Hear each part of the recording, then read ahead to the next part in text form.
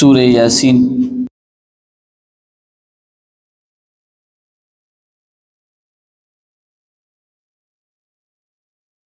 یاسین دے مکہ مکرمہ کی نازل شوی دے وهي 83 آية وقديك 3 آياتون دي و5 ركوعات وقديك 5 ركوعان دي الله سورة فاتحة مقبول دربار کی قبول و منظور کی وسورة یاسین اللہ مدى آسان کی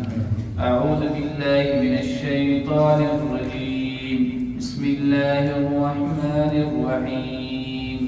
ياسين والقرآن الحكيم إنك لمن المرسلين على صراط مستقيم صدق الله العظيم سورة ياسين آيات نمبر 1 اتلسم رکو دویشتم سپارہ صفحہ نمبر 60 دا سورة یاسین دے سورة یاسین تا دا قرآن مجید زړه هم ویل کیږي دا هر یو چیز د پاره خپل زړه دی انسان دی هغه په زړه باندې روان دی زناور دی دا په خپل زړه باندې روان دی ډاکټران بنده ته هله مړی وي چې کله د زړه دړکن دا ودرېږي نو یاره دغه انسان څه شو دا مړ شو ډاکټر ته چې کله یو بنده مخامخ کیږي اور دی وی چې دا د من د زندګۍ اثرات شنو اول ول په زړه باندې لاس کیږي او چې کله ډاکټر هغه یو د مریض کسانو ته وی چې دا مړ شو نو په زړه وته لاس کیږي بیره په زړه کار کوي نو څنګه د انسان په بدن کې اصل شیز هغه څه شی دی زړه دی نو داسې د قرآن مجید زړه هغه څه شی دی سورة یاسین دی دا موږ یاد ساتو د قرآن مجید زړه څه شی دی هغه سورة یاسین دی سورة یاسین فضیلتونه ډېر زیات دي مختصرا سورة یاسین د جایز مقصد د پاره چوکوي دي شي جایز مقصد د پاره نبی الله رب العزت دغه صورت د برکت هغه جایز کار به پوره کوي او دې کې بیا صحیح عقیده صحیح کلک یقین پکار دی سورة یاسین ته یاسین ولې ویل کیږي نمبر 1 وجه پکې دا ده چې په صورت کې هم یاسین ټکی دی نو ځکه دغه صورت ته کوم دی نوم یې کړی دی سورة یاسین نمبر 1 دویم دا یاسین ټکی دا د حروف مقطعات نه دی ماته د ویلو د قرآن مجید 29 سورتونه دي او په هغه 29 سورتونو په ابتدا کې حروف مقطعات دي نو په هغه سورتونو کې یو سورت سورة یاسین دی او دا یاسین ته کې دا حروف مقطعات دي حروف مقطعات څه دی ویل کیږي دا د الله تعالی او د نبی صلی الله علیه وسلم په میانس کې دراز د نیاز خبرې دي په دې باندې الله تعالی او رسول الله صلی الله علیه وسلم به خپويږي دویم قول په دې کې دا دی چې دا یاسین ټکی دا د حضور علیه السلام نوم مبارک دی یاسین نوم دا یاسین ټکی دا د چا نوم دی دا د حضور علیه السلام نوم دی نو د دې معنی مطلب بدای شي یا سید البشر سید ویل کیږي سردار تا نو یاسین دا چې کوم دی د دې معنی شول سردار او زموږ سردار څوک دی نبی رسول الله والسلام لدی معنی بدل شي یا سید البشر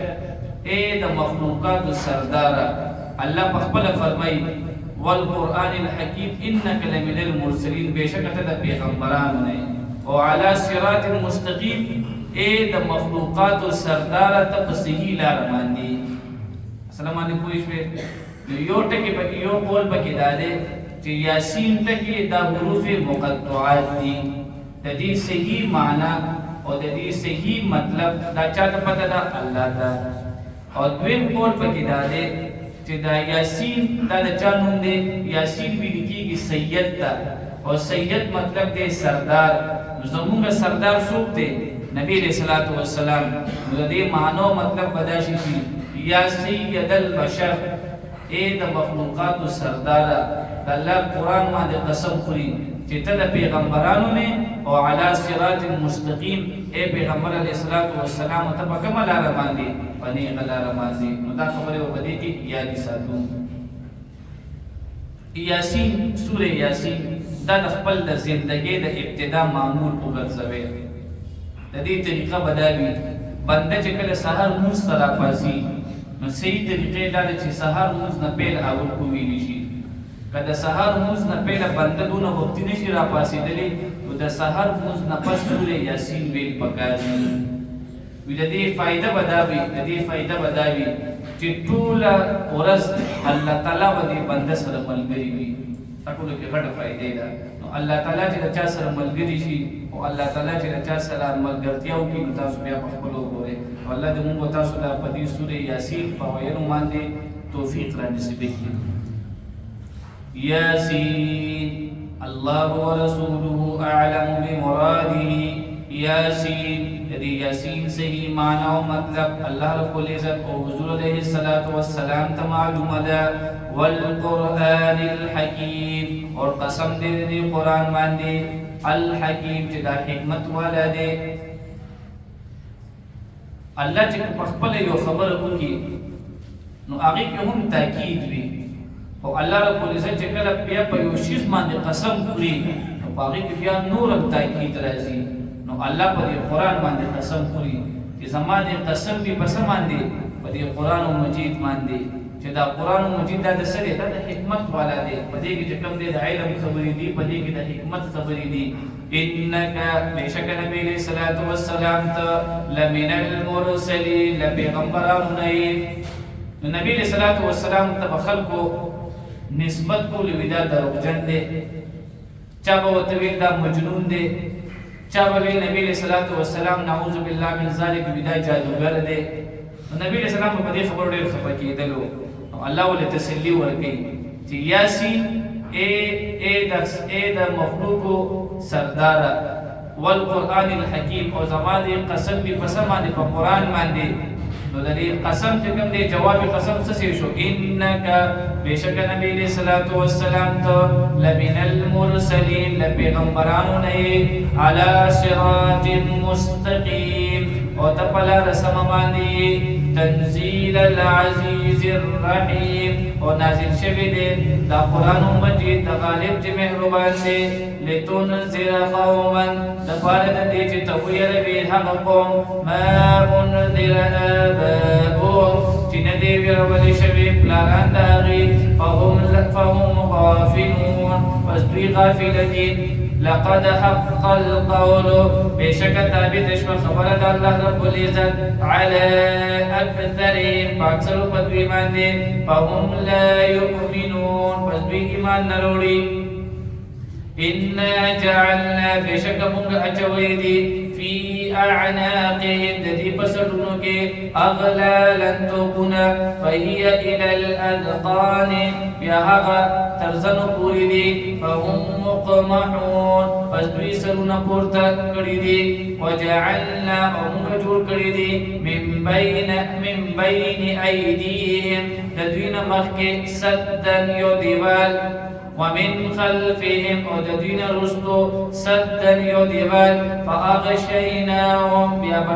پټ کړي دي موږ دوی. فهم لا یبصرون پس دوی نه ویني. وسواء علیهم او برابر د دوی باندې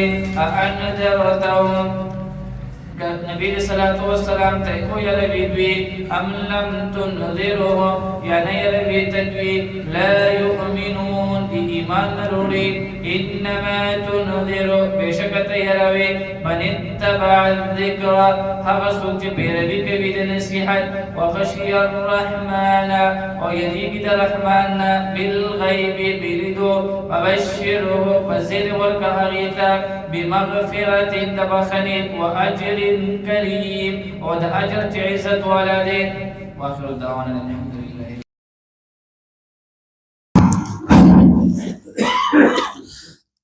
سورہ یاسین آیات نمبر 12 اتلسم رکو 22 سپارہ صفحہ نمبر 62. أعوذ بالله من الشيطان الرجيم بسم الله الرحمن الرحيم إنا نحن نحيي الموتى ونكتب ما قدموا وآثارهم وكل شيء أحصيناه في إمام مبين صدق الله العظيم.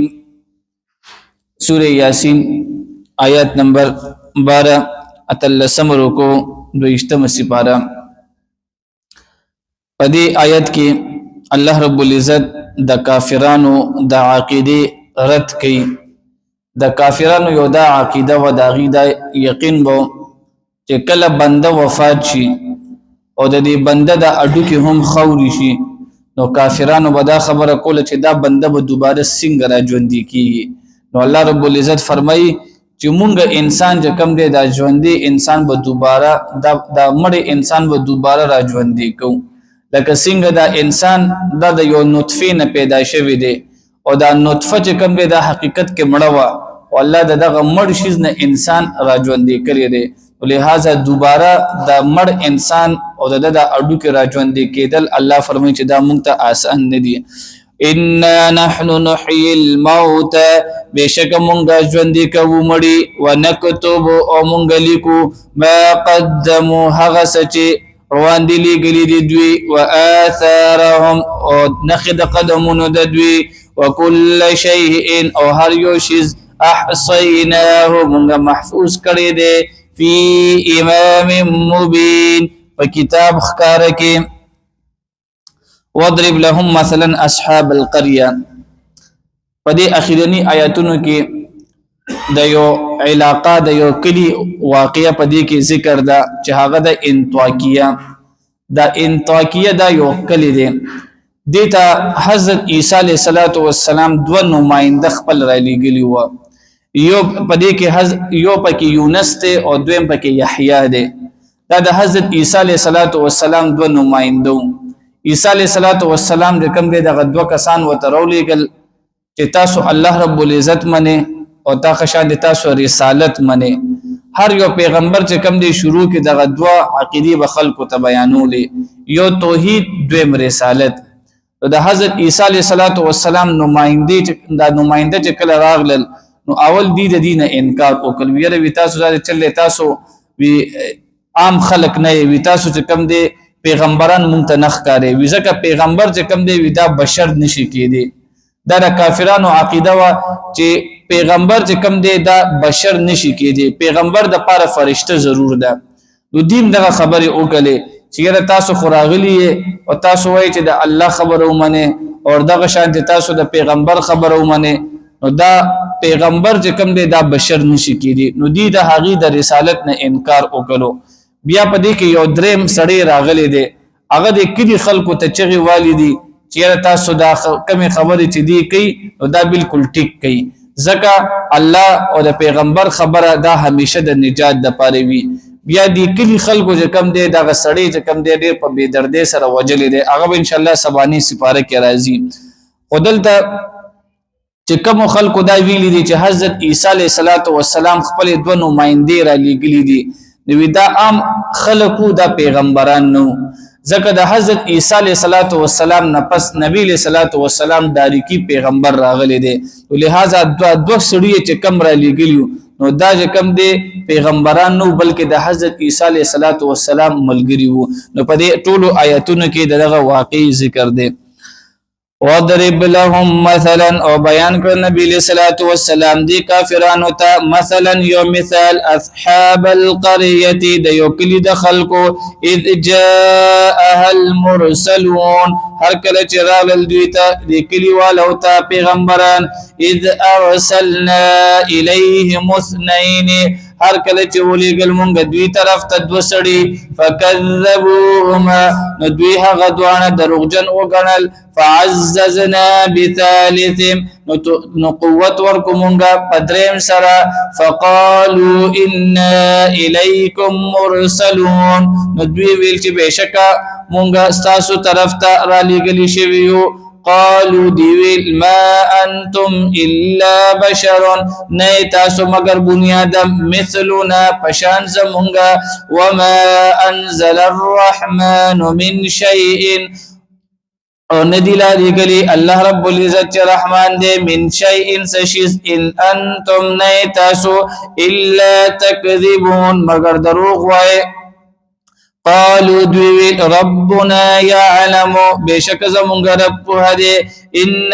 الیکم لمرسلون چې بشک مونږ ستاسو طرف ته خامخر لګلی شویو وما علينا او نشته دې په مونږ باندې الا البلاغ المبين مگر پیغام رسول المبين چې ښکار دې قالوا ان چکل دې انتاکی خارته د دوه کسان راغلل او وتویل چې بای مونږ د الله د طرفه تاسو ته راغلیو چې الله منه او دغه شانتي د الله تعالی د پیغمبر رسالت منه یو خو کوم دی د رسالت نه انکار وکړو مونږ تاسو نه پیژنو وی تاسو خو عام انسانان او پیغمبران چې کوم دی عام انسانان نه دی پکار یو یې نه انکار وکړو دوی مې دا خبره کوله تطيرنا بكم چې زمونږ په دې کلی باندې چې دا کم بدفالی راغلی دا او زمونږ په دې کلی باندې کم سپیرتوب راغلی دی نو ویدام د ستاسو د وجه راغلی دی نو تطیرنا ویل کیږي بدفالی ته نو د دې کافرانو چې کم دی په بدفالی کوله داسې بدفالی به کوله چې کله بچا کرتل د صدقار د پاره او د هغې کور ته به ورسېدل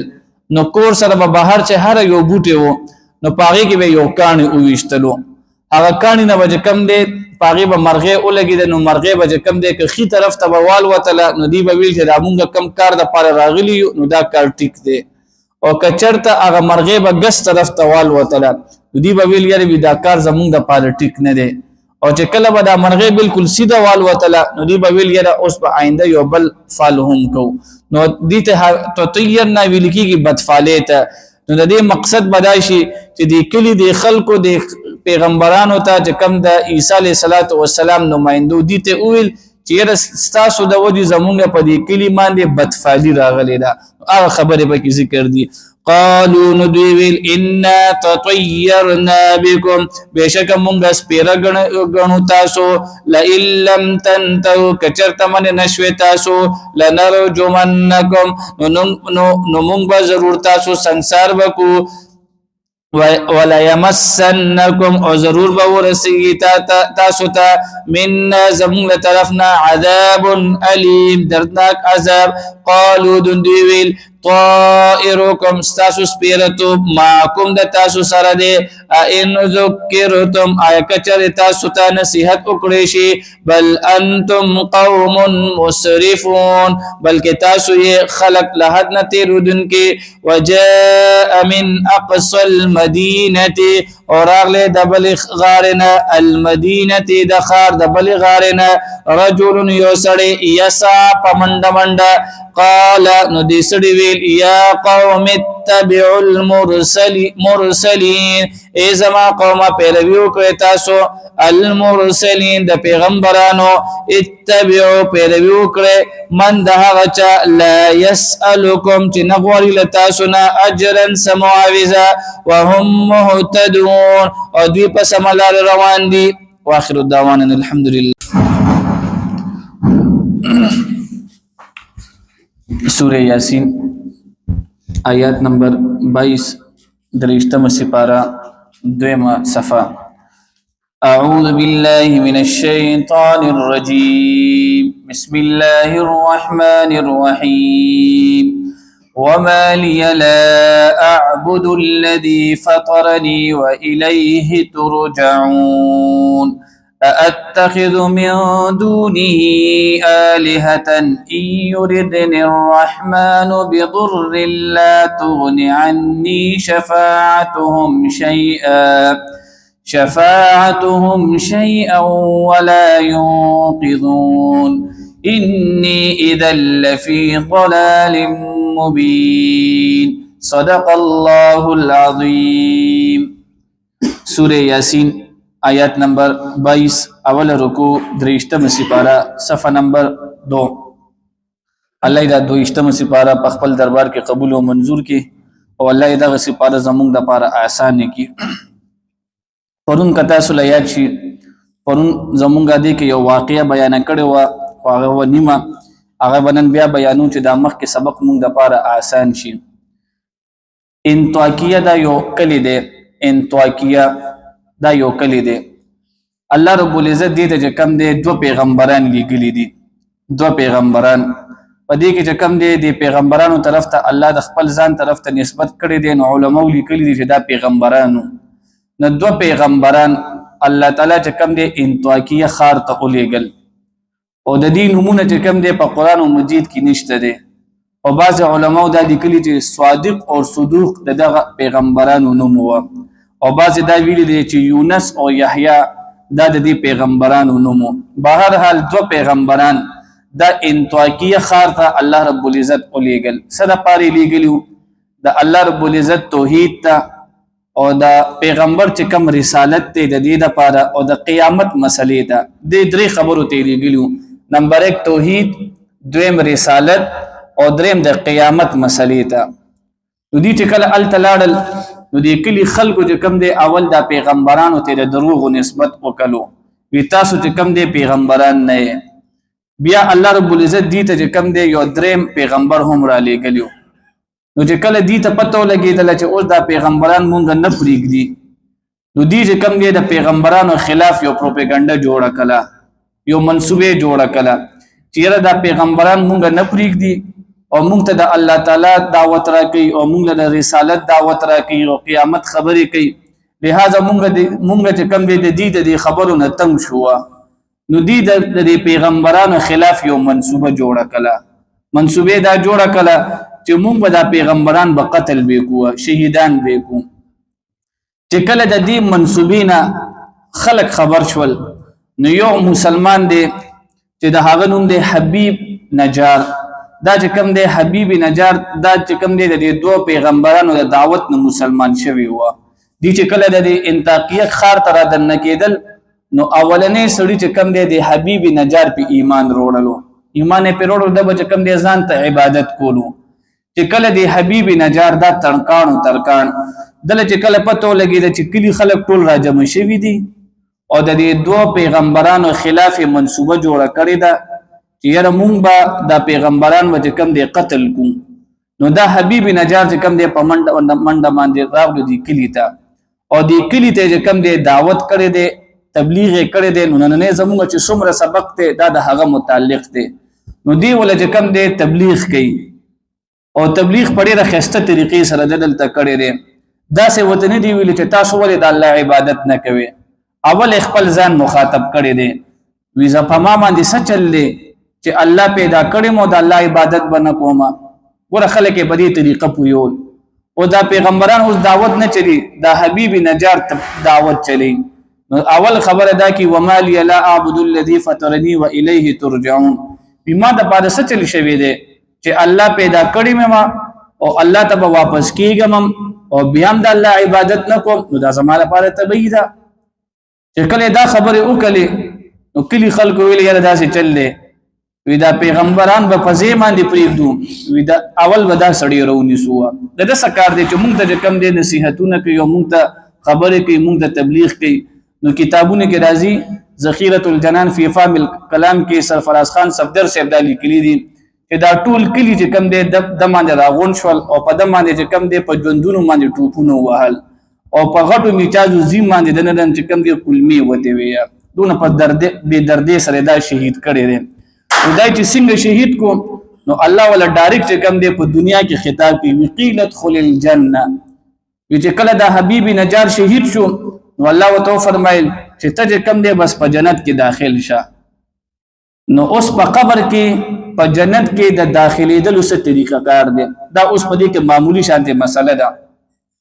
مونږ د ماسپښین ټایم کې چې کم حدیث ویو د قبر احوال پاغي کې هم دا حدیث ترې نبی علیہ الصلوۃ والسلام فرمایي چې کله مسلمان بنده دا په قبر کې خودلی شي نو فرشتي چې کم دی په دې قبر کې دا سکینی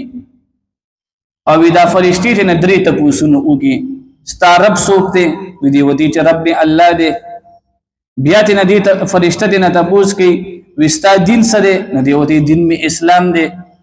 بیا وته نبی له سلام په باره کې تسوي دا د الله پیغمبر دی دا درې جوابونه دی ورکی نو دا فرشتہ ول اول د دوزخ دروازه کولو کی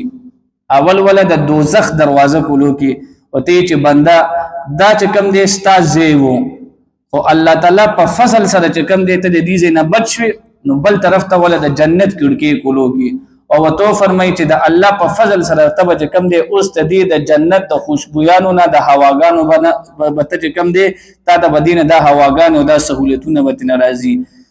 نو دینه معلومی کی دا د دې حدیث نه چې په جنت کې الله په قبر کې الله تعالی بندله دوزخ عذاب هم ورکي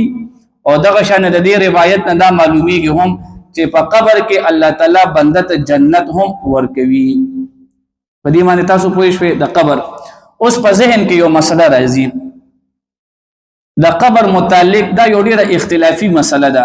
خو زمونږ د اهل سنت والجماعت عقیده ده چې قبر کې الله تعالی بنده ته نعمتونه هم ورکي او قبر کې الله تعالی بنده ته عذاب هم ورکي نو دا اوس چې دا کم خلق دي د عقل پرانا کې دین چې کم دې سټډي کوي نو دې چې کم دې په دې قبر باندې اعتراض کړی دي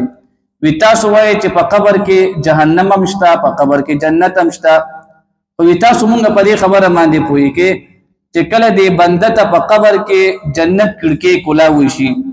او یا تاسو چې کوم دې دا حدیث بیانوي چې د مړی نظر چې سونه پورې رسیږي هغه عمره پورې وته الله د قبر کولو کې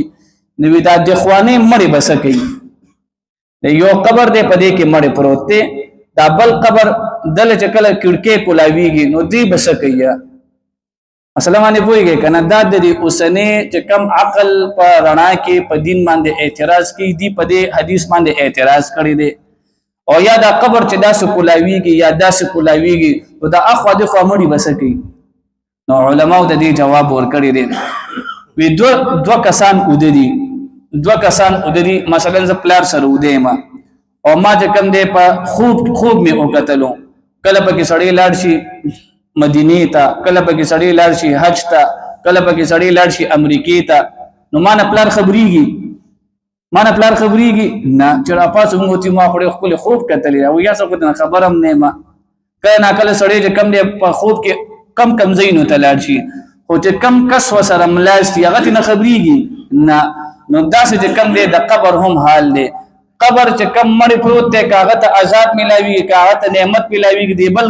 مړی سره چې کم دی د الله سکار نشته دی دا د الله قدرت ته انسان چې کم دی هغه ته هر قسمه سہولت هر قسمه عذاب ورکولی شي دویم مثال د دې داسې دی دویم مثال یو سړی ناس مونږ دلته یو او مونږ چې کم دی په لکونو کیلومتر لري په یو سړی په امریکا کې ناس دی په موبایل باندې وسره مونږ رابطه کوو په دغه موبایل چې کم دی تار الته تللی دی نه نو دغه ساينسدان ته کم دی الله عقل ورکړي او موبایل ایجاد کړي دی دغه الله تعالی چې کم دی په قبر کې دی انسان ته ولدا قبر کولاول نشي دا الله حقوق ده نو دیږي چې کله دا حبيبي نجار چې کله شهید شو نو ډایرک وته الله او فرمایي قیل ادخل الجنه په جنت کې داخل شه دی دا چې کله شهید شو بس الله رب العزت ډیر زیات خفه شو په دمان دی چې ګوره دی اول د پیغمبرانو خبرم اون منله بیا وته یو عام سړی راغلو او وته چې دا پیغمبران چې کوم خبره کې دا ټیک دی داغي خبره مونږ نه الټه غسه کلو شهید کلو نو الله فرمای چې مونږه فرشتي رونه لګلې یو فرشته مرو لګلا او هغه کریک واله د هغه کریک نه چې کم دی دا ټول کلی چې کم دی دا مړشول نو دې ځکه چې کم دی زمونږ د نننې دا واقعیا په نننې سبق کې به ختميږي وما لي دا د هغه سړي خبرې دي دې کم دی خپل دعوت پیش کړي وما لي او سعذر دې زما د پاره لا اعبد الذي چې ز عبادت کو نکړم د هغه چا چې فطرني چې زې پیدا کړم و الیه ترجعون او د الله طرف ته تاسو واپس کیږي اتخذ عايزوني من دونه آلهة د الله نما سوا نور معبود بل معبود ان يردني الرحمن کچر اراده وکړي رحمان الله تعالی بدر دس تکلیف لا تغني نو پکار بنانه شي عني زما د پاره شفاعتهم د دوی سفارش شيئا د سيسهم ولا ينقذون او نبدوی ما خلاص کړي اني اذا لفي ضلال مبين بشک زبدغه وخت پخکار گمراهی کیم اني آمنت بربكم بشک ما ایمان وړلو استاسو پر باندې فاسمعون پستاسو زما خبر ووره دې سړی وته سویل بما په الله باندې ایمان وروړي د خو زما خبر ووره قیل دخل الجنه کله چې دا ټول دعوت تبلیغ وکړو مدي شهید کړو الله وت انعام ورکي قیل دخل الجنه حکم شو چې داخل شپ جنت کې قال ندعوین یا لیت قومي يعلمون کاش چې زما قوم په شوی وو بما غفر لي پدې خبره چې بخنه وکړه ماته ربي زما رب وجعلني او ذکر من المكرمين لعزت مندنا وما انزلنا الله فرمای دا موږ څنګه هلاکل وما انزلنا او نو نازل کړي مونږه علی قومه د په قوم باندې من بعده پس لدنا من جند سلخکری من السماء الى اسمان وما كنا منزلين او نو مونږ را لګونکي ان كانت نوسنو الا صيحه واحده مگر یو چغوا فاذا هم پس ناګهان دوی خامدون پشیمان عمرشول یا حسرتا علی العباد هاي افسوس علی العباد پابندگانانو باندې نو چې کله د خلک وفات شول ټول هلاک شول نو ګوره الله بیا په خپل بندگانانو باندې افسوس کوي ویا حسرتا علی العباد افسوس پچا باندې علی العباد زما په بندگانانو باندې ما یاتیهم من رسول ندر اغلی دوی ته سوک رسول الا مگر كانوا به يستهزئون مگر دوی چې هغه پورې بیٹو کې کولی الم يروا عین دي کتلی دوی کم اهلکنا چې څومره مونږه هلاکل قبلهم لدين رواندي من القرون دقومون انهم تهغيبا اليهم لا يرجعون دوی طرف ته بچي واپس ناراضي وان كل اندي سنور لما جميع مگر طول با لدينا محضرون حاضر کړي شبا واخر الدعوانا الحمد لله رب العالمين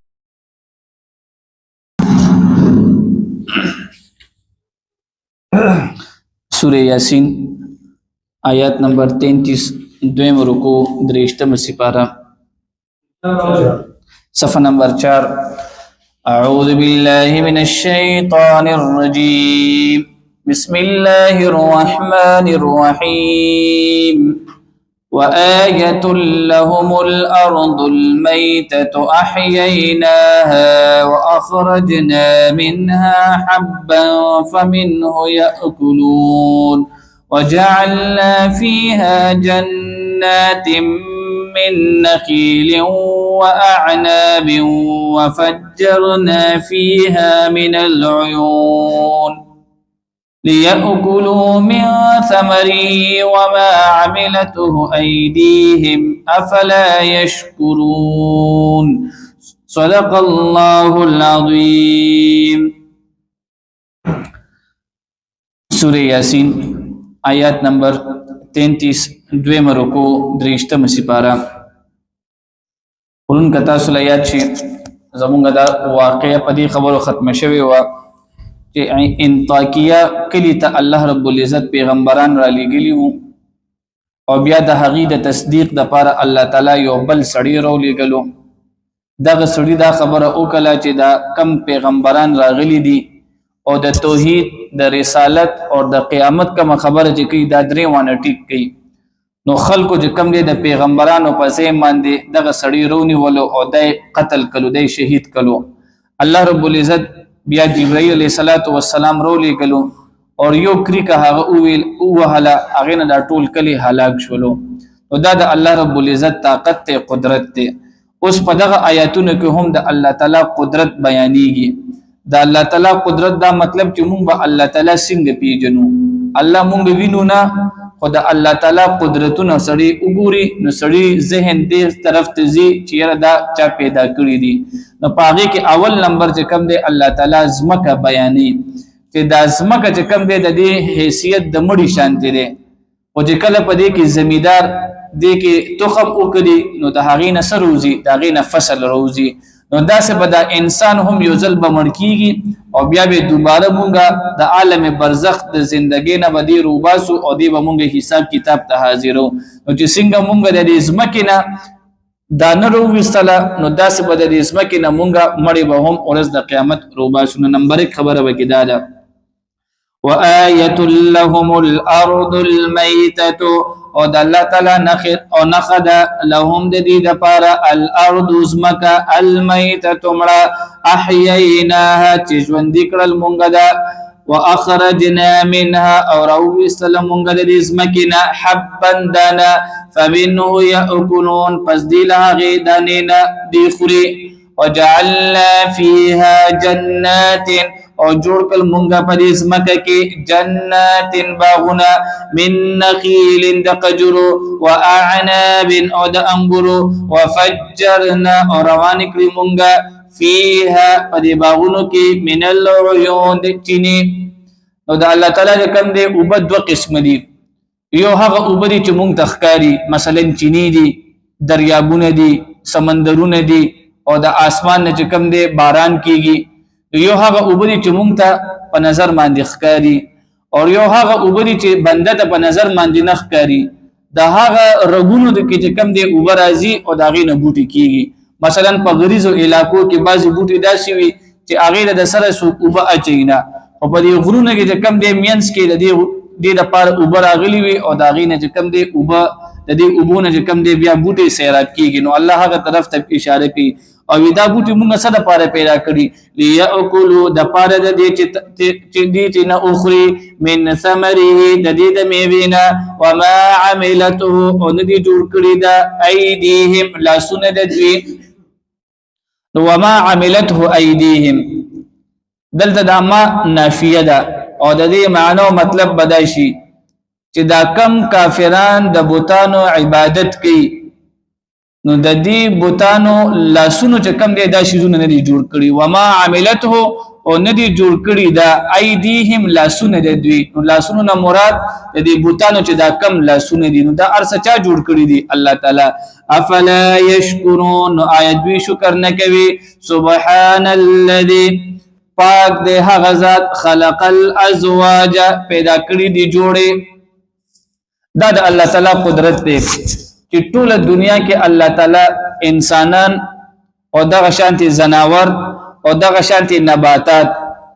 دا ټول بوټي الله تعالی دې کې کم دي جوړې پیدا کړي د انسان جوړې پیدا کړي دا او دغه شانتي په زناور کې الله تعالی جوړې پیدا کړي دي او اوس چې کم دي په بوټو باندې ریسرچ شوی دی چې دا بوټي هم په دې کې هم یو نر دی او یو ماده ده تر دې پورې چې تاسو چې کم دی دا کومه بجلی ګورئ نو په دې بجلی کې هم نر او ماده شته یو ماینس دی یو پلس جمع منفي وي دا هم چې کم دی نر او ماده دی نو الدا د الله تعالی قدرت دی چې ټول دنیا الله تعالی دا په جوړو کې پیدا کړی دا بوټي کې جوړي څنګه دي بعضي بوټي داسې دي چې هغه خواږه دي بعضي بوټي چې کم دی تراو دي نو دا د الله تعالی د جوړو هغه قدرتونه دي سبحان الذي پاک دې هغه ذات خلق الازواج پیدا کړی دي جوړي كلها ټولي مما لها سنه تنبت الارض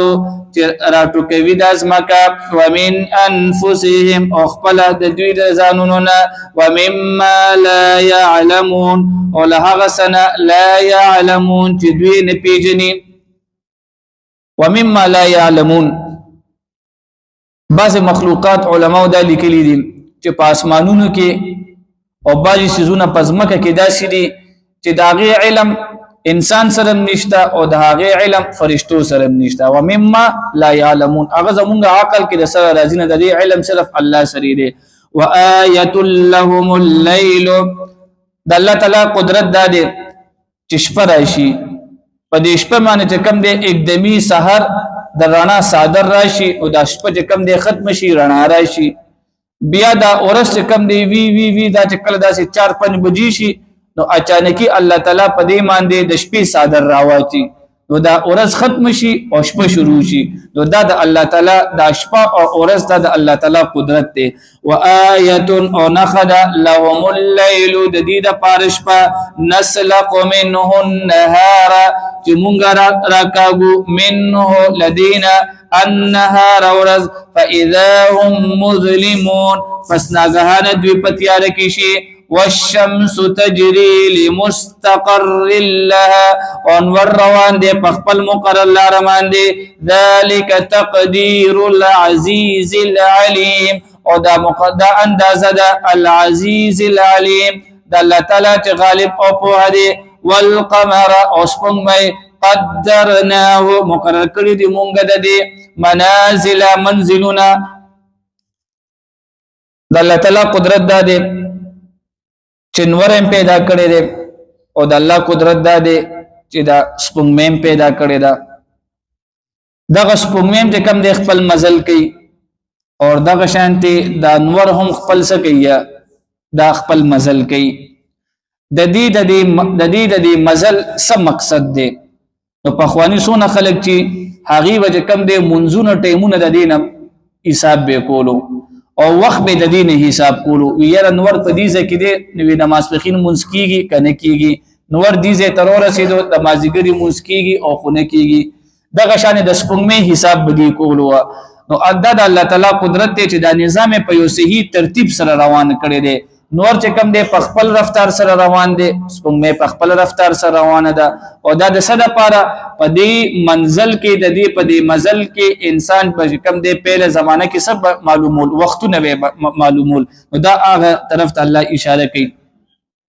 والشمس تجري لمستقر لها انور روان دي لمستقر لها فخپل مقرر لار باندې ذلك تقدير دا اندازه دا العزيز العليم دا خدای غالب چې ډیر زیات په دې والقمر اسپنګمای قدرناه مقرر کړی دی مونږ د دې منازل منزلنا حتى عاد نزيد شي كالعرجون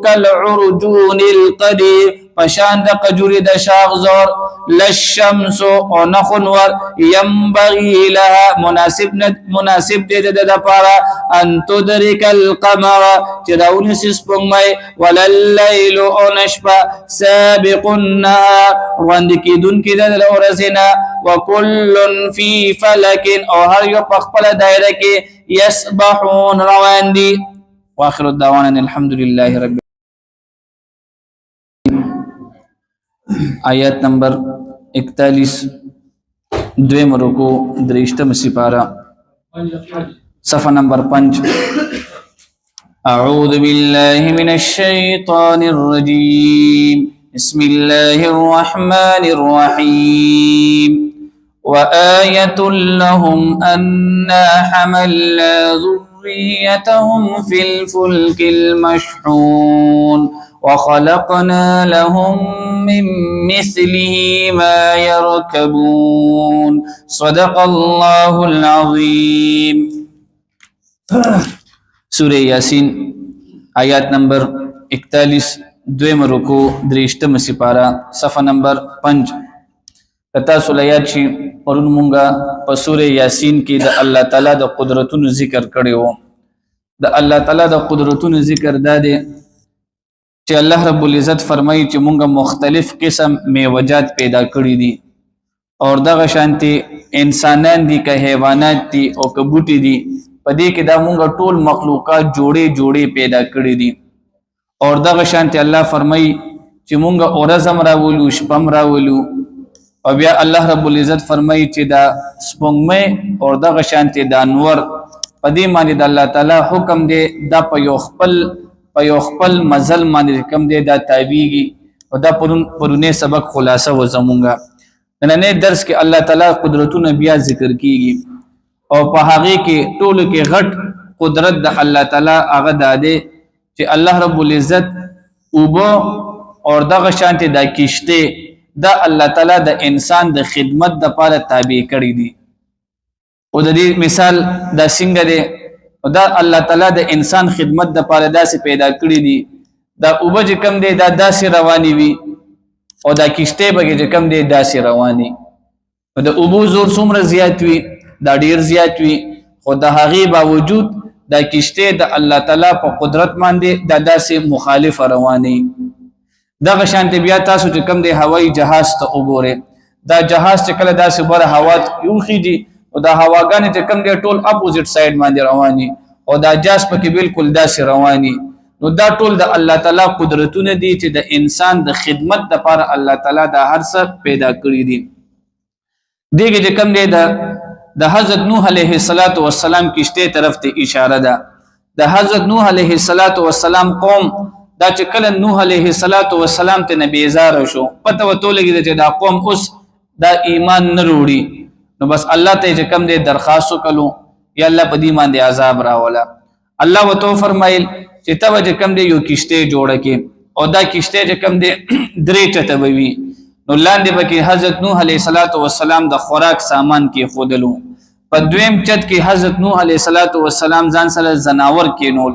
او په دریم چت کې د نوح علیه السلام زامن او دغه شانته هغه ایمان والا چې ایمان یې وروړو نو الله رب العزت چې کوم دی برنه باران وکړو او دغه شانته د زمکه نه الله پاک چې کوم دی چینی را شروع کړي او د نوح علیه السلام کشته به روانه شوله او دغه شانتي دغه باران او دغه چینی دراوتلو نه وجه الله تعالی هغه ټول قوم غرق کړو نو الله فرمای من مثله وخلقنا لهم من مثله ما يركبون چې کله دا کشته خلق او کتل نوح علیه السلام قام باندې عذاب راغلو ټول خلق هلاک شول بیا چې کله دا عذاب ختم شولو او بیا انسانان بیا پیدا شول نو د نوح علیه السلام کشته دا خلق او کتل ګر دا ډیر خشیز دی ور خلق پکې سفر کوي او د نوح علیه السلام پکې کم دی بلاشي خلق پدې کې بچول زناوران پدې کې بچول نو خلکو چې کله کشته ته او قتل نو عقل کې خبر راغله چیرې مونږ تم پکار دی چې داسې یو شی جوړ کوه او د هغه نوح علیه السلام د کشته نه پس خلکو کشتیانې شروع کړي او بیا چې کله هغه ته خلکو او قتل نو پاغي کې لانچونه بیا خلکو جوړ کړل نو دغه نوح علیه السلام د کشته نه پس خلکو کشته جوړول شروع کړل خلکو لانچونه جوړول شروع کړل او دا د الله تعالی چې کم دی یو نعمت دی چې د هغه نعمت په بدله کې مونږ ته شکر پکار دی نو په دې آیاتونو کې دا غي ذکر دی وآیت لهم او نخد د دوی د پاره ان حملنا دا چې مونږه اوچت کړی دي ذریتهم د دې نسل د دې اولاد فی الفلک المشحون پکشته کې ډک کړي شوی وخلقنا لهم او پیدا کړل مونږ دوی د پاره مم مثله پشان د دې کشته ما يركبون هغه سچ دی پکې سورلې کوي وان نشاء او کچرت مونږ او غواړو نغرقهم نغرب کړو فلا صريخ لهم بیا بنسوک فریاد رسوي لهم د دې د پاره ولا هم ينقذون او نبدوی د پاره خلاص کړي شي وي الا رحمتا مگر پر رحمت منا زمونږه ومتاعا او فائدہ د الہین تر سمودي پوری واذا قيل لهم الله رب العزت به کافرانو تویل وی په دنیا کې چې په دې کوم خلکو باندې عذاب راغلیو شام ته تاسو زه او دغه شان ته تاسو نور علاقو ته زه تاسو لک الته وګوره چې داخلك الله تعالی ولې غر کړیو د دې لپاره غر کړیو چې دې الله خبره نه ده منلې نو په دنیا کې الله عذاب راغلي دي او دغه شان ته الله فرمای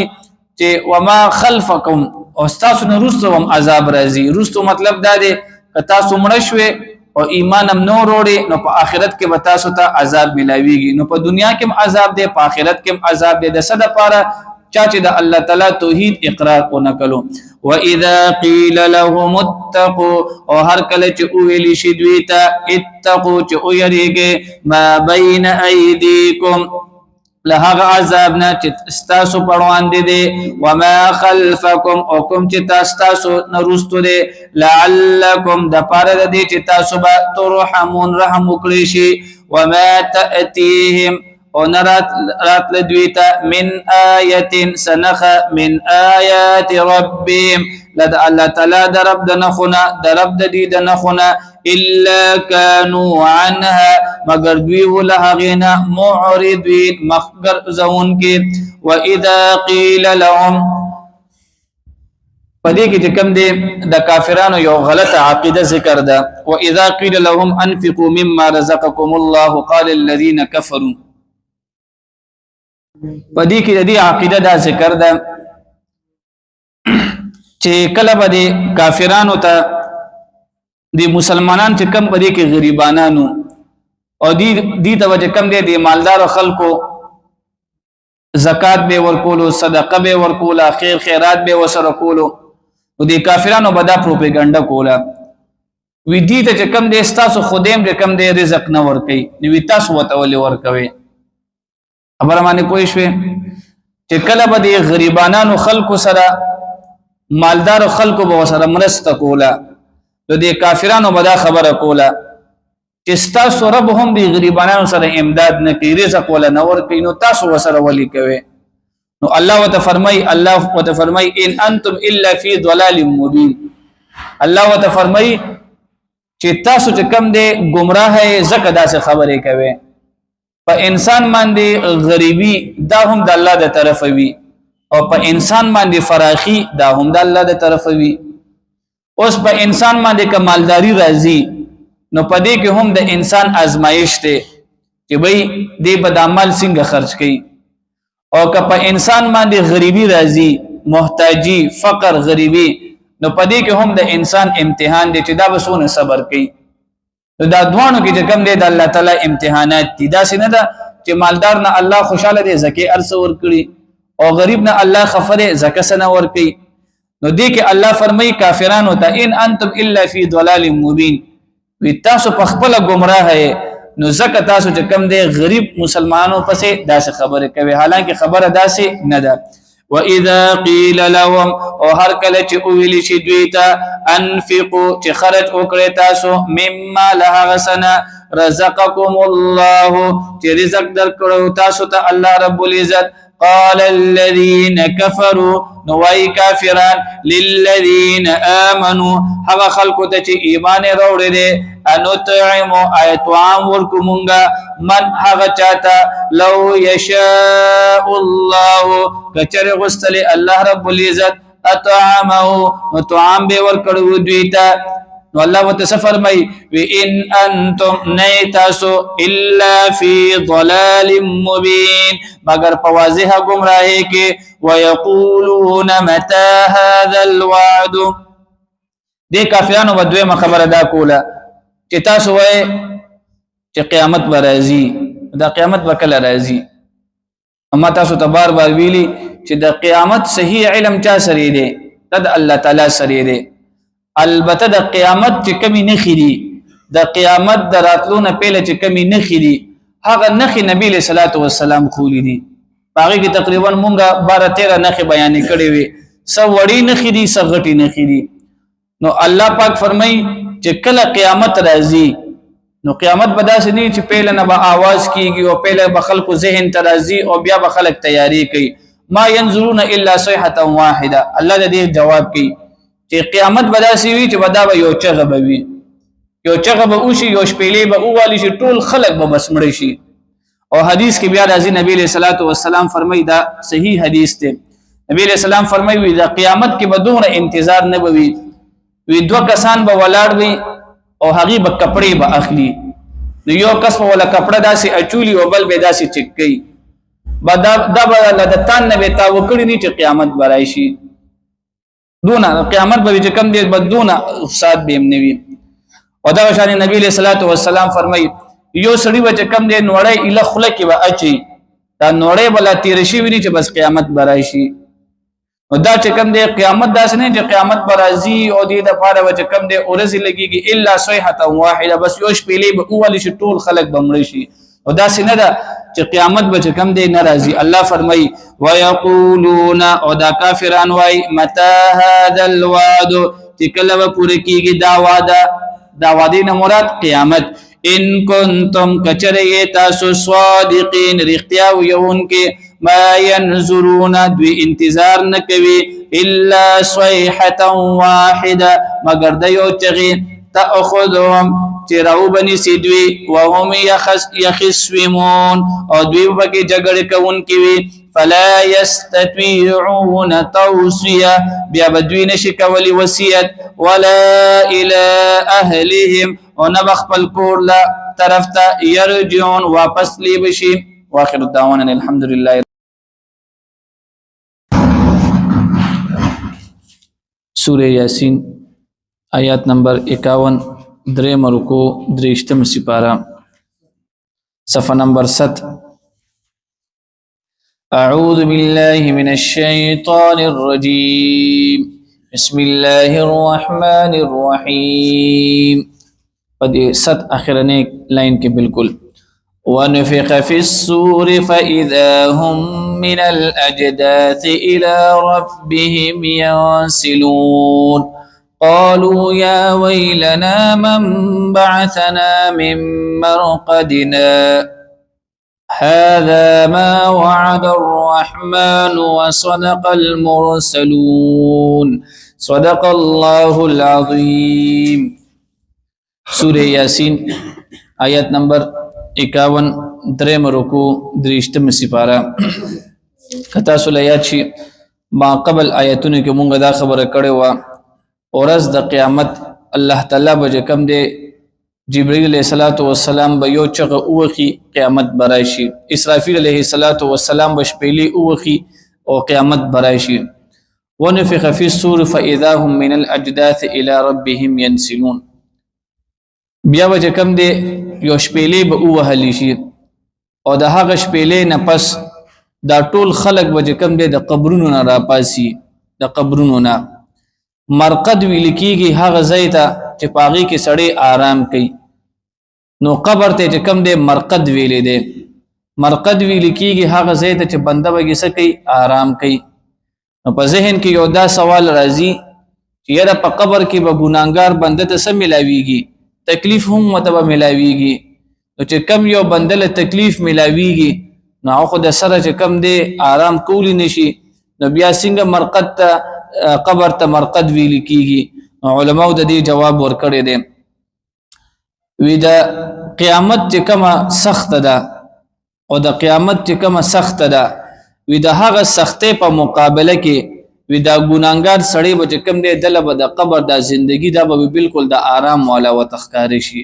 نو هغه لحاظ سره قبر ته په عربی کې مرقد ویل کېږي. نو په دې آیتونو کې د هغې ذکر دی. ونفخ فی الصور او پوکې به ووهلی شي فی الصور په شپېلۍ کې فاذا هم من الاجداث پس ناګهانه به دوی له قبرونو نه الى ربهم د خپل رب طرف ته ینسلون په منډه به اوزغلي. خلک چې کله د قبرونو نه پاسیږي د دې په بدنونو به کپړې به نه وي. پهله کپړې به کم دی حضرت ابراهیم علیه السلام ته به واچولی شي. دویم نمبر کپړې به کم دی نبی علیه السلام ته واچولی شي. او دریم نمبر کپړې دا به د حضرت موسی علیه السلام ته به واچولی شي. قالوا ندیب وای یا ویلنا چې هاي افسوس من بعثنا چرا پاسول مونگا من مرقدنا لقبرنا مونگتا هذا هم داد ما وعد الرحمن چې وعده کړی د رحمان وصدق المرسلون او رښتیا ویلي دي پیغمبرانو. دا خلک چې کله د قبرونو نه پاسي او د قیامت دا سختی وګوري نو دی به وایي یاره مونږ چا د قبرونو نه پاسولو. دې ته به جواب وشي هذا ما وعد الرحمن دا الله تاسو سره په دنیا کې وعده کړی وه چې تاسو باندې به اول د قبر زندگی وي بیا به د قیامت وي. نو هغه قیامت وعده الله رښتیا کړه. وصدق المرسلون او هر یو پیغمبر د قیامت تاسو ته کوم دی مسله بیان کړی و نو معلومیږي دا چې د پیغمبرانو هغه خبره هم څه دي رښتیا دي.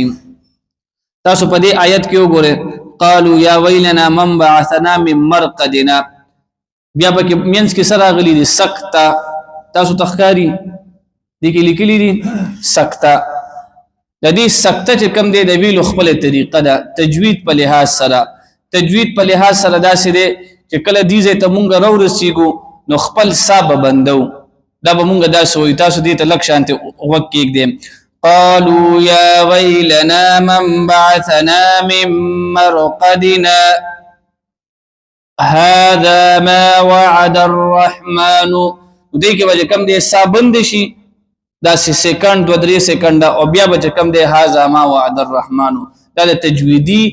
د ویلو طریقه په دې کې دا د دې ته سکته ویل کېږي دا د قران په یو څو ځایونو کې راغلي دي ان كانت نبوي دا واقعا الا صيحه واحده مگر یو درنه چغوي فاذا هم جميع پس ناګهانه بدوي ټول پټول لدينا من طرف توا محضرون حاضر کړي شي فاليوم پسنن اورزبا لا تظلم نفس ظلم بنکیږي په هیڅ کس باندې شيئا هیڅهم ولا تجزون او بدل بنشي درکول تاسو ته الا ما كنتم تعملون مگر ده هغه چې تاسو وکول ان اصحاب الجنه اليوم بیا به الله تعالی فیصلو کی نو بعض خلق به جنت ته ولر شي او ځنی خلق به جهنم ته لار شي الله دې زموږ استاد شمیر د جنت کې او کیا نو دې ځکه اوس الله پاک چې کوم دې د جنت تذکرہ کوي جنت کم زیاده د جنت باره کې راځي کيو مثلا په دې باندې بنده بیان شروع کینو دا جنت نعمتونه دا نه ختميږي نو بیان د دې چې کوم دې دا اسه دغه دې آسان د جنت تعریف علماو کړی دی ډیر آسان جنت څه ته ویل کیږي وی جنت چھوٹے خدائی کا نام ہے بس یو د الله تعالی غټه خدای دا او په جنت کې به الله تعالی بنده ته یو هر قسم نعمتونه ورکی تو وی جنت یہ چھوٹے خدائی کا نام ہے بنده به وی یره زما میوه پکار د میوه به ته حاضریږي بنده به وی یره زما د فلانکی شی پکار د وقت ټیم به ته حاضریږي څنګه چې د الله تعالی حکم کیږي الله ویره باران دی اوشي بس باران اوشي نو دا سبب په جنت کې الله تعالی دې بنده ته یو مکمل اختیار باور کی نو دا جنت د دې تعریف شلو او دې ځکه الله پاک د جنت تذکرہ کوي ان اصحاب الجنه اليوم بشک اهل جنت با پنن اورز ماندي فی شغل په مشغول کی وي فاکهون او خوشاله وي جنتیان به کوم دې مشغوله بشي پس کې به مشغوله شي بعض خلک چې کوم دې د هغي تعلقات خوخي تعلقاتو کې به مشغوله شي یاره دا زما پلار دی دا می مور دا دا می خزه دا بعض خلک به کوم دې د دنیای چې کم هغه خواهشات دي هغه خواهشاتو کې به مشغوله شي آسان طریقې دا او بیا الله فرمای هم وازواجهم او دوی او د دې بیبیانې با فی ظلال پسور کې بوي علی الارائک پتختونو باندې متکئون تکل غولی ناس بوي الله تعالی وجه کوم دې جنتی ته بیبیانې باور کې هوري او بیا به کوم دې دی پتختونو باندې کینی او په دغه تختونو باندې به اعلی قسم متکی او غدېګانی به اګدلی شي وي او په دې باندې به قدرتی تور سره چې کوم دې سایه به وي سایه سوري نو دې ځکه علماء لیکلي دي چې دا قران چې کله نازلېدلو نو هغه ټیم کې چې کوم دې د قران مخاطبین څوک عرب وو او په عرب کې چې کوم دې سوري به انتهایی بنو سوري بالکل بوونه نو دا سوري او اوبو دا د عربو د پر ډیر غټ نعمت دی نو الله فرمایي چې یو به کوم دې بیبيان دي ته ملاوي شي نو دا بیبيان مدیده چې کله ملاوي شي د دې بسنګ ناشته وي کسته داسې مجلسونه بلګیدلی وي پاره کې به متکی پراته وي او په دې باندې چې کم دي قدرتی سوري وي قدرتی سوري وي او دا به کم دي خپل بیبيانو سره بنده بخپل غبي شبي لګي لهم فيها دوی د پاره فيها په دې جنت کې بوي فاكهه میوه ولهم او د دوی د پاره بوي ما يدعون هغه چې دوی غواړي سلام الله پاک به سلام اچي السلام علیکم یا عبادی هغه طرف ته ذکر دی ګوره په دنیا کې گورنر غټ سړی پچا باندې سلام واچي هر یو سړی وی فلانکی سړی ماته سلام وکړو نو دلته به الله تعالی په خپل به سلام کوي الله دغه سلام مونږ ته برانه نصیب کړي الله په خپل وی السلام علیکم یا عبادی ای زما بندګانو پتا سو باندې رسوي سلامتی به وي فیصله به شي د جنت نو خلکو د نعمتونه ملو شي نو الله بیا په خپل سلام اچي السلام علیکم یا عبادی نو سلام بوي قولا او بفرمایلی شي من رب الرحیم د مهربان رب له طرفنا وامتاز اليوم او جدا شي پنن اورز باندې ايها المجرمون اي مجرمانو قبر نه خلق را پاسي فیصله چې کله کیږي نو الله به او فرمای وامتاز اليوم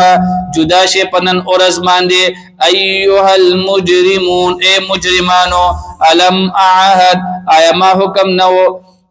درلی گلی الیکم ستاسو طرفتا یا بنی آدم اید آدم اولادا اللہ تعبدو الشیطان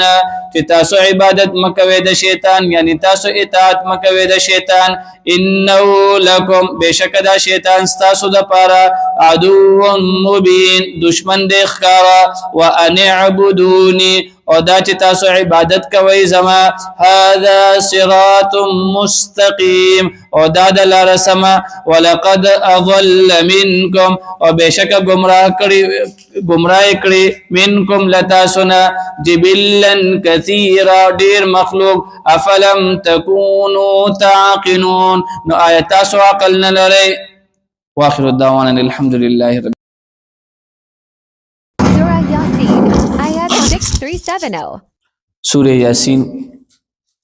آیات نمبر 63 دریم رکو درشتم سپارہ صفحہ نمبر 10 اعوذ باللہ من الشیطان الرجیم بسم اللہ الرحمن الرحیم هذه جهنم التي كنتم توعدون اصلوها اليوم بما كنتم تكفرون صدق الله العظيم سورہ یاسین آیات نمبر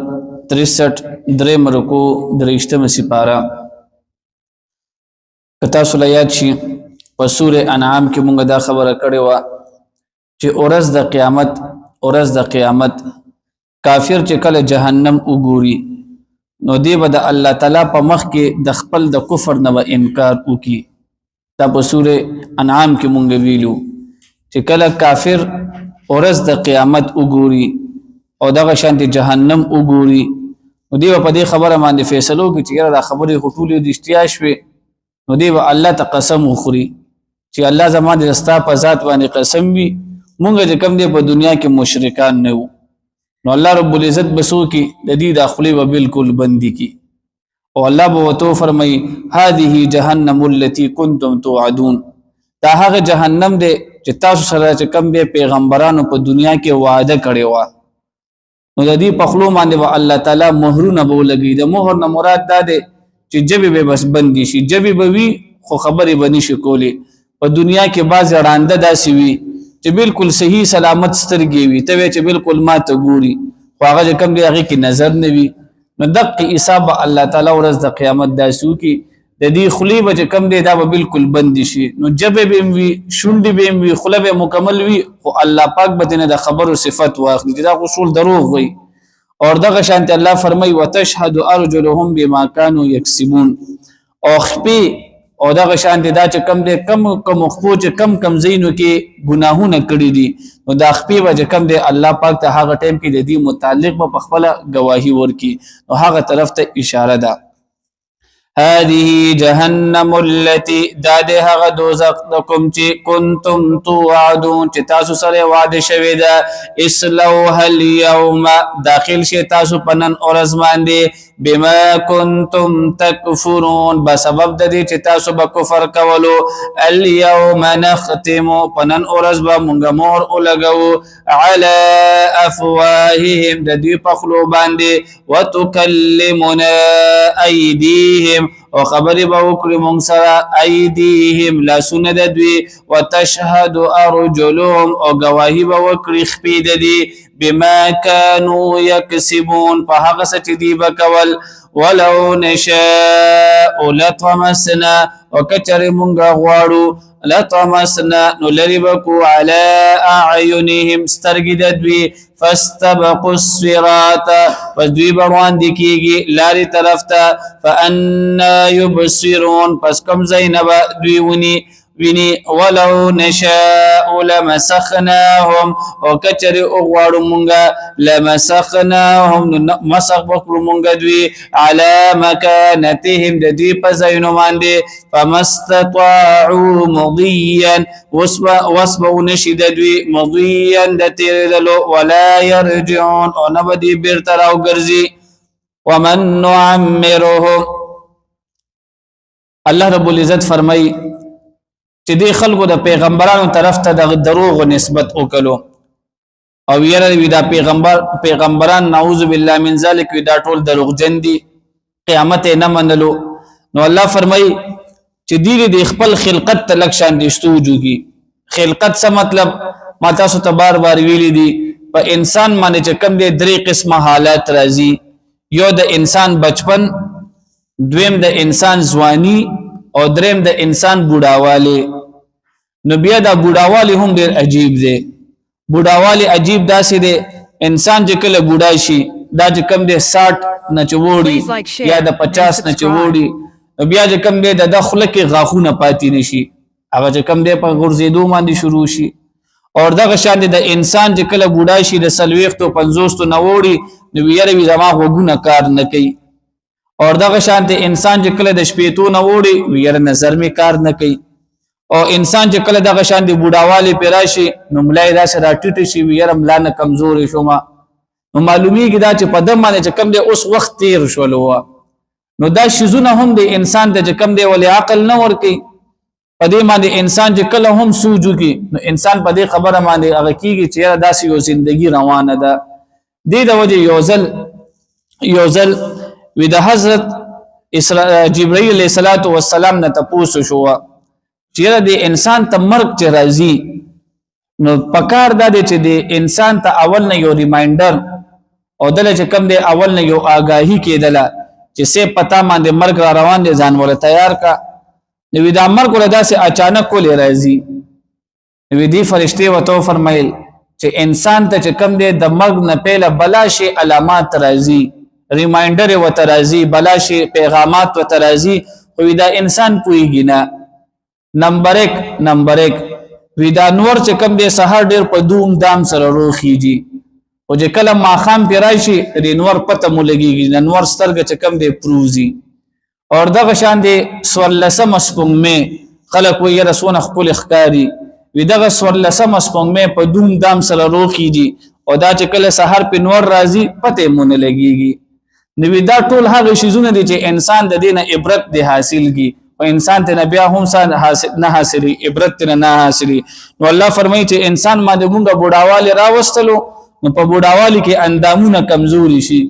اندامونه کمزوري شي نو په کار داده چې انسان د دینه عبرت واخلي چې زما ژوندۍ په ختمېدو ده او الله ته رجوع کی او بیا هم دا انسان په دې باندې عقل نه لري ومن نعمره او چاته چې نعمره مونږه عمر اوږد کړو نو نکسه بیا دې ضعیف کړي فل خلق په مخلوق کې افلا يعقلون ايد عقل نه لري وما علمناه الشعر نبی علیہ الصلوۃ والسلام ته خلق نسبت کول ودا شاعر دی او دغه شان د قران ته نسبت کول ودا ټول شعر او شاعری ده نو الله وتعالى فرمایل چې دا څه چل دی شعر او شاعری د دې نسبت د ټولو دروغ سره وي دروغ څنګه وي شاعر کله وي زما د محبوب چې کم دی چهره د رسول الله سم سپنګمه غونته ده او کله شاعر وي زما د محبوب د استرګي ودا بالکل تلواری دي نو شعر او شاعری ټول دروغ خبرې دي او قران او پیغمبر دا دروغ نشي کېدی نو الله د هغه رد کوي وما علمناه الشعر او ندخول مونږه نبی له صلوات و سلام ته الشعر شعر ویل وما ينبغي له او ند مناسب د نبی له صلوات و سلام د پاره شعر او شاعری ودا د نبی له صلوات و سلام د پاره هم سنده مناسب نه ده خو یو هغه شعر او شاعری ده چې انسان به کم دی مجازي عشق بیانې او یو چې کم دی د نبی له صلوات و سلام په وخت کې د حضور علیه السلام پشان کې شعر او شاعری شوی د نو پاغه کې ثواب هم دی حضرت حسان ابن ثابت رضی الله تعالی عنہ دا د نبی صلی الله علیه وسلم خصوصي شاعر چې کله به کافرانو د نبی صلی الله علیه وسلم پشان کې ګستاخانه اشعار ویل نبی صلی الله ډیر زیات خفه شو نبی صلی الله علیه وسلم به حسان ابن ثابت رضی الله تعالی عنہ ته حکم وکړو چې حسان پاسا او په منبر باندې کینا نبی صلی الله علیه وسلم او خپل منبر پر خودلو او دې کافرانو ته د دې شعرونو جواب ورکا یو هغه شعر او شاعری دا نبی صلی الله علیه وسلم په دې باندې باقاعده غل خپل منبر پر خودلو او یو عشق مجازي کې شعرونه ویل دا ګنام دا ټول دروغ دي نو قران چې کم دی دا نه په دروغ د پاره نازل شوی دی او نبی صلی الله علیه وسلم هم چې کم دی شعر او شاعری تاغه د پاره مناسب وا البته چې په کم شعر او شاعری کې د حضور علیه السلام او دغه شان د الله تعالی تعریف شوی وي نو پاغه کې چې کم دی څه شی دی ثواب دی وما علمناه الشعر او ندی خیول مونږه نبی صلی الله علیه وسلم ته الشعر شعر ویل وما ينبغي له او ندی مناسب د حضور علیه السلام د پاره ان هو ندی دا الا ذکر مگر دا خو نصیحت وقران مبین او قران خکارا لينذر دا قرآن مقصد دی د پیغمبر دراتلو مقصد دی لينذر د پاره د دې چويروي من کان حيا هغه څوک چې ژوند دی ويحق الحق او ثابت شو خبره ويحق القول او ثابت شو خبره على الكافرين فكافر باندې واخر الدعوانا الحمد لله رب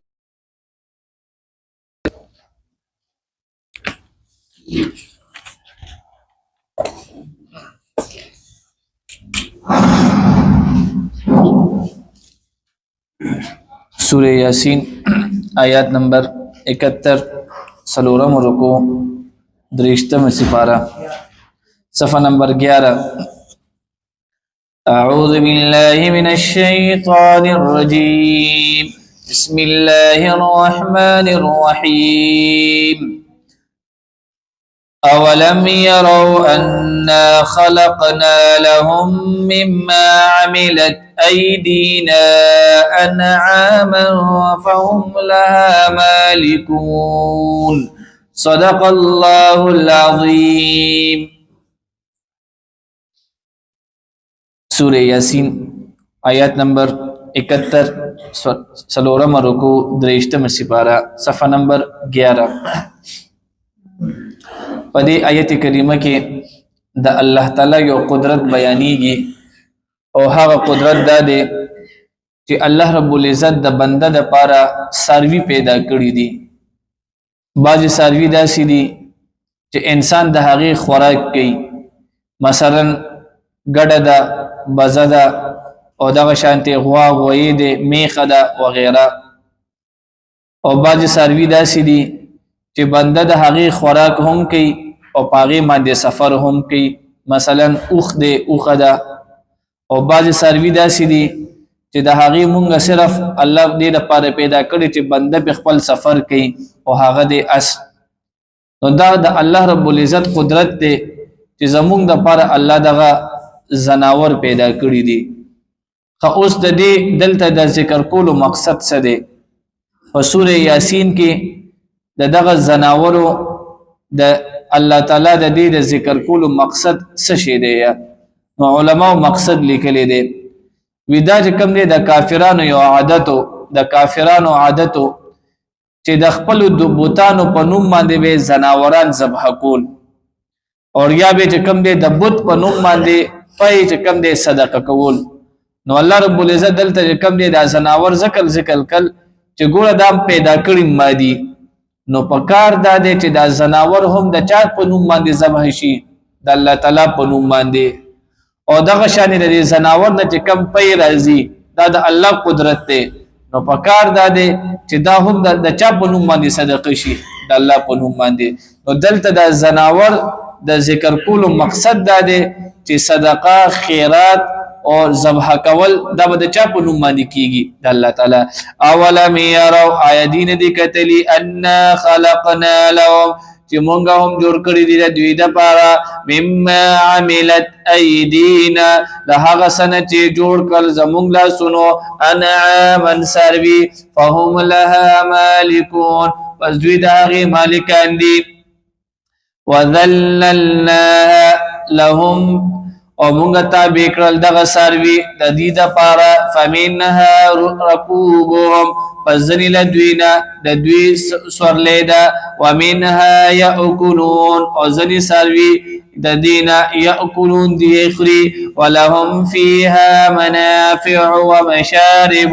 او د دوی دپاره په دې کې فایدې او د څکلو څیزونه دي افلا یشکرون آیا دوی شکر نه کوي واتخذوا من دون الله او دوی نیولي دي د الله تعالی نه ما سوا آلهة معبودان لعلهم ينصرون چې دوی ته مدد ورکړي شي لا يستطيعون نصرهم نبشي کولی دوی نصرهم د دوی مدد وهم لهم او دوی د دوی دپاره جند لښکر دی محضرون حاضر کړي شوي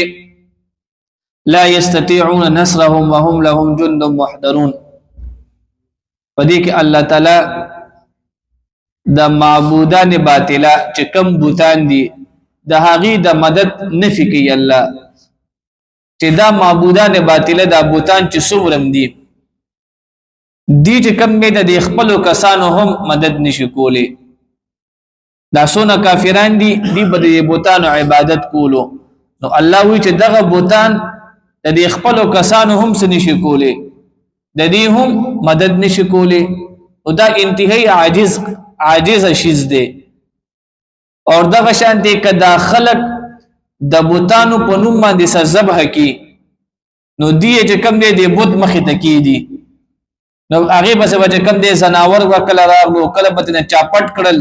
نو دا داسې معبودان دي چې د خپل د شیز هم حفاظت نشي کولی نو نه د بل چا حفاظت کولی شي نه د خپل ځان څخه کولی شي حفاظت کولی شي نو معلومیږي دا چې معبودان باطله دا ټول چې کم دی د هیچا هم مدد نشي کولی اولم ير الانسان عین دې کتلی انسان انا خلقناه من نطفه چې مونږه پیدا کړ انا خلقناه من نطفه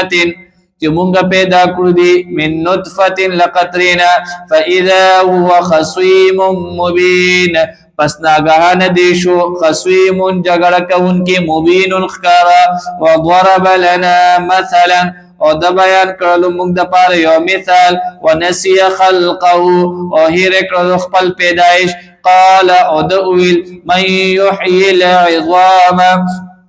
سوک بزوندی کوي هډو کې وهي رمیم او هر کله چې هغه زاړه شوي وو قلت وتوی نبی علیہ الصلوۃ والسلام یحییها الذی ژوندی وکړي هغه ذات انشأها اول مره چې پیدا کړل هغه په اول ځل وهو بكل خلق علیم او دې په هر قسم پیدا وخت باندې علیم ډیر زیات خپوی دی الذي الله تعالی غزاد دی جعل لكم چې پیدا کړل استاسو د پاره من الشجر الاخضر لانشنینا نارا ور په عربو کې یو درې قسمه ونه ده مرخ کلح او عفار دا درې بوټي داسې دي وی د دې چې دا کمی سانګي دا یو بل سره داسې اومګيږي نو دا غي نور لګيږي نو د دې بوټي د ذکر کولو مقصد دلته دا دی چې کم الله تعالی د بوټي نه د شین بوټي نه ور لګي نو دا سه به هم الله تعالی د دې مړی زمکه نه به مړ انسان به هم سکی راځوندې کوي مدا سو ویلو کافرانو به دا خبره چې کم دی نه بدله چې یو انسان به مړ کیږي به او دا به دوباره چې کم دی دوباره څنګه راځوندې کیږي نو الله مثال ورکړي یو بوټم داسې شته چې داغه څنګه داسې اومګلی کی نو داغه نسب کیږي یا ورته نه بلیږي نو الله وی چې څنګه د دې بوټي نه مونږه ور لګو نو داسې چې کم دی د ځمکې نه به هم مونږ مړ انسان دوباره راژوندي کړو دې دا مقصد دی فاذا انتم منه توقدون پس ناګهانه تاسو له هغې نه اور بلوئ اولیس الذي آیا نه دی هغه ذات خلق السماوات والارض بقادر چې پیدا کړی دي اسمانونه او ځمکه بقادر او قادر دی على ان يخلق مثله پدې چې پیدا کړی پشان د دوی بلا ولنا وهو الخلاق العليم هم دې هر څه پیدا کوونکی دی العلیم او الله ډېر زیات پوه دی انما امره دا حکم خدا سے دے اذا اراد شیئا ہر کله چې الله اراده وکړي د څه شی ان یقول له دې او فرمای هغه چیز ته کن تشاء فیکون پس هغه شی فسبحان الذي پس پاک دې هغه ذات بيدیه پلاس کې دې د ملکوت بچی دا کل شیء د هر یو شی وإليه ترجعون والله طرف تاسو واپس ګرځولې شي واخر الدعوانا الحمد